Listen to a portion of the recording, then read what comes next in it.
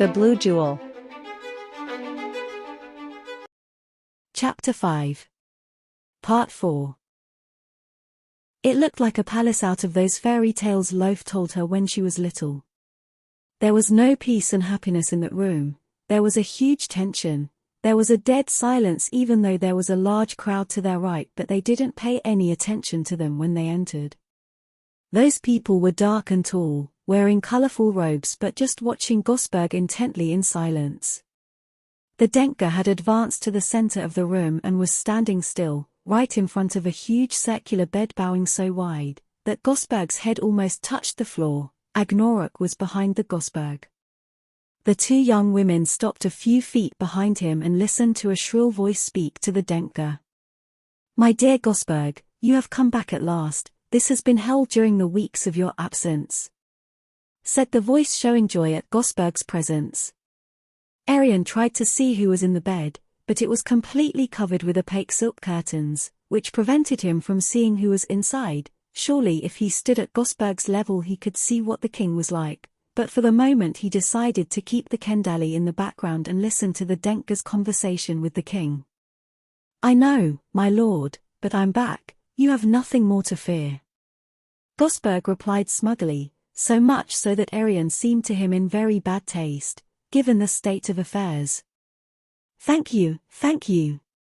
My stomach hurts so much that I can't sit up. I spend the whole day prostrate in this demonic bed. What an ordeal," complained the monarch in a tired voice. "I know, my lord." The Denker took pity on the king very kindly. "Have you been successful in your mission? Have you managed to bring that doctor to cure me of this disease?" the monarch asked with some hope. The Denker smiled nervously again, as in the previous conversation with Losgamer. Arian looked at him expectantly. She wanted to know how the Denker got out of this very compromising situation. "My lord, I have some bad news to give you." "That's bad news, dear Gosburg." The monarch's voice now had a certain tone of anger. Arian could see how the people who were part of the royal entourage and were inside the room were startled by the king's tone of voice at the bad news of the Denker. It was as if a black shadow seemed to pass within the room, filling everyone with despair.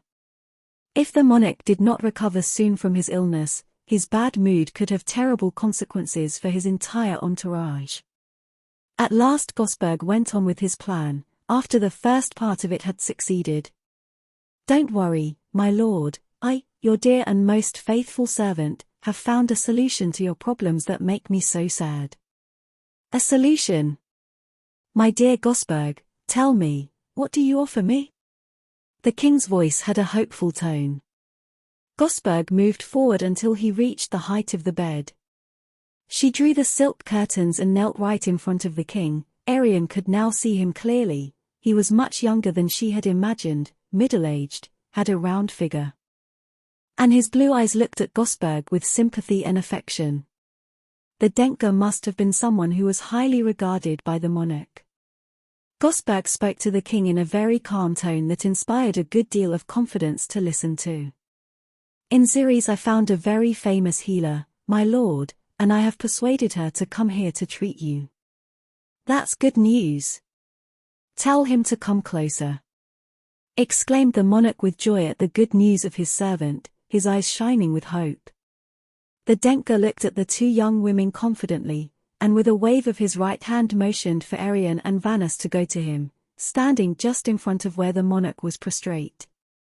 The two of them moved forward slowly and little embarrassed, as they knew that all eyes in the room were now on the two of them at this moment.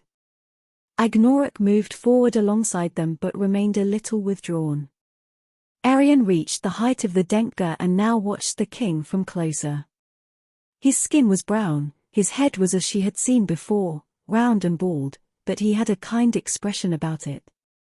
His plump figure lay fully stretched out on the big bed, though he was now slightly upright to see Arian and Vanus more comfortably. The young woman was surprised that he was someone who inspired so much fear because of his good-natured appearance. The king looked closely at the two girls with some surprise, and then went to Gosburg. "This is the healer you're talking about?" The king was not very confident of the girls. "Yes, my lord. They don't look like much." The king was disappointed, he expected something else more spectacular. Gosburg smiled nervously again. "But, my lord, she's not just any healer. You don't see that he has a Kendali as an assistant." "A Kendali?" exclaimed the king in surprise. The monarch studied the Kendali, who stood there with those yellow eyes staring at the monarch who had only heard of them but had never seen one in person. Gosburg then approached the two young women and placed his boat on Arian's shoulder to give him a show of support. "Trust me, my lord. They will cure your illness." The king looked at Gosburg with some suspicion and closed his eyes heavily. "All right, my dear Denker." The king accepted with resignation as it was the only solution he had at the moment.